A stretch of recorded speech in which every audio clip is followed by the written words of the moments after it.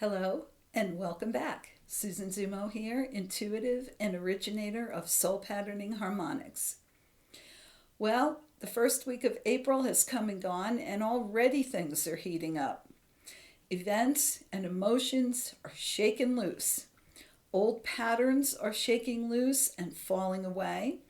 Even the ground is shaking and asking us to look at existing structures in a new way. Every place that just experienced the trembling ground are examining all their buildings as if it were for the first time and asking if they will hold going forward. We must do this now as well. I've seen so much change in the people around me in the past week that I have to stop myself from saying, "What's next?" By the way, never say what's next unless it's after something really, really great and positive. Then you can say, "Thank you, I'm open to seeing what's next." As I observe the lives of those around me, I see patterns starting to come to fruition as the start of a new phase in their lives. For others, I see catastrophic events beginning to occur in quick succession, meant to call attention to unresolved areas in need of healing. So this week, when I asked about all that's going on, the three words I heard were curiosity, fear, and discernment. We are being called to wake up and look inside with curiosity, to uncover long forgotten talents and innate knowledge. We want to question with neutral curiosity our habits, routines, and beliefs to determine how we want to remove or expand them going forward. The Galactics said to me, "Curiosity is the urging force that gives humanity the desire to discover, learn, and grow." It is a wonderful trait in each of us that has gone stale from the driving routines of daily existence. In other words, curiosity is dulled when we are focused on getting from one day to the next, from one week to the next, and on and on and on with daily responsibilities and obligations. Curiosity, they said, goes hand in hand with creativity and is closely associated with the higher mind, spirit, or soul. Curiosity has the ability to mitigate fear. I hadn't thought of that before. I thought that was pretty interesting.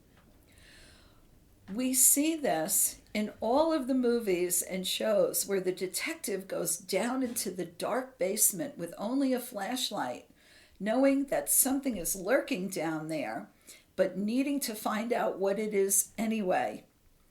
This, they said, is curiosity without discernment. When we say release fear, they said, we don't mean to imply that all caution should be thrown to the wind. And yet, fear can forestall positive accomplishment. Discernment is the whispering of the soul via the voice of intuition to assist you on your earthly journey. When discernment is engaged, you can proceed forward without fear, but with curiosity and level-headedness.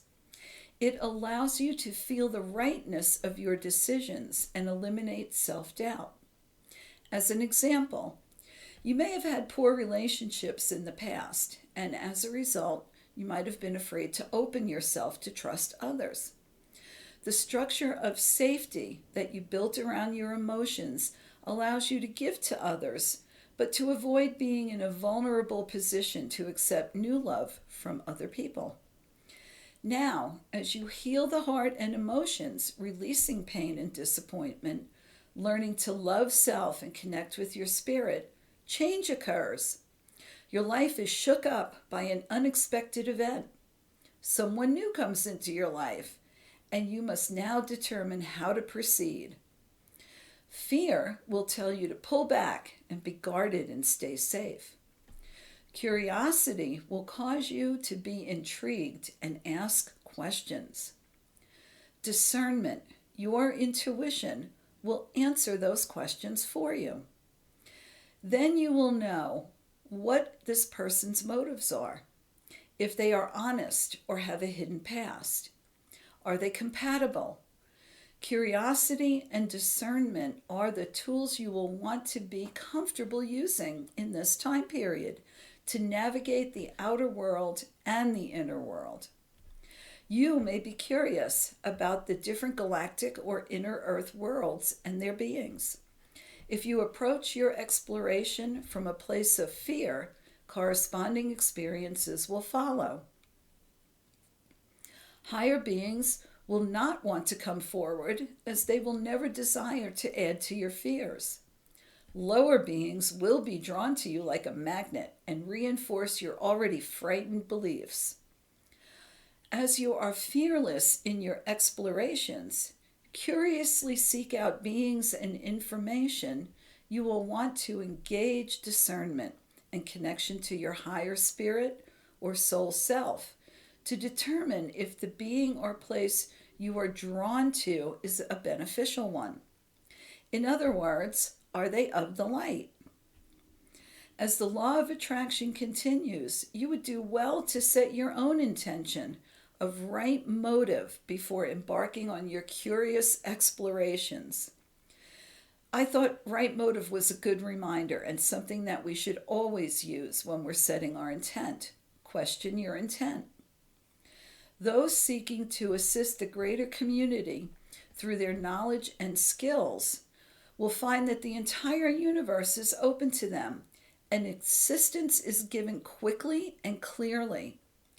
Those with purely selfish motives will find themselves at the back of the line and bogged down in delays of every nature. Lastly, they said, we caution that being curious about greater events in all the realms on earth, natural, political, economics, and even the ascension shift to new earth, will want to approach their research with an open curiosity, fearlessly, and with discernment. Listen to your higher self, soul, and ask if this is true for you. Then follow the voice of your soul. Again, it may be a picture, an image, a feeling, a thought. However it comes to you, ask and listen. In this month of April, the duality of light and dark, fear and love, are calling upon you to examine your existing structures within and without, and discern if they are to be released, adjusted, maintained, or expanded. Ask, and all the answers will be given. So there you have it. Short one for this week, but packed with a lot of information. If you are curious about how to develop your connections to soul self, please reach out. My website is down below, along with my email in order to connect with me. I appreciate everyone viewing the videos, sharing them, and I especially love reading your comments. So until next week, I wish you many blessings.